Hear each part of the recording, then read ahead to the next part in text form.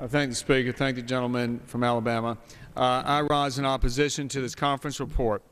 Mr. Speaker, the flow of credit and capital throughout the financial system is the building block of American prosperity.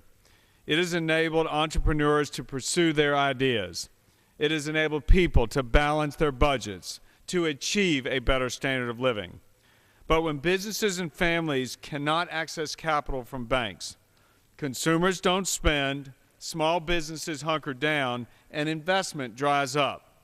The economy simply can't grow jobs. This legislation is a clear attack on capital formation in America.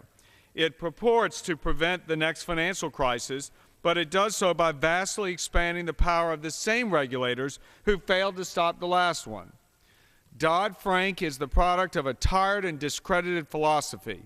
It's the notion that you can solve a problem by reflexively piling vast new layers of bureaucracy, regulatory costs, and taxes on it. And who will pay the price? Who will pay the price?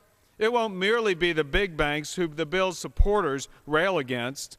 Smaller, less leveraged community banks will have a more difficult time surviving the regulatory costs.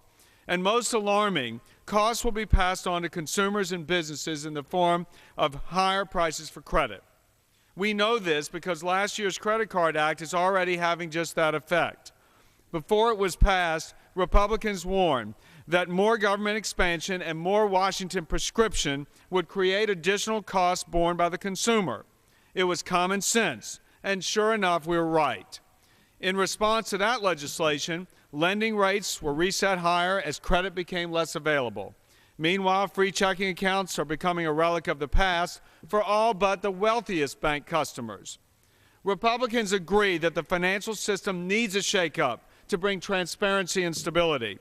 But the fact is, Mr. Speaker, this legislation does not accomplish this goal. It's bad for private business, it's bad for families, and I urge my colleagues to vote no before we do any more damage.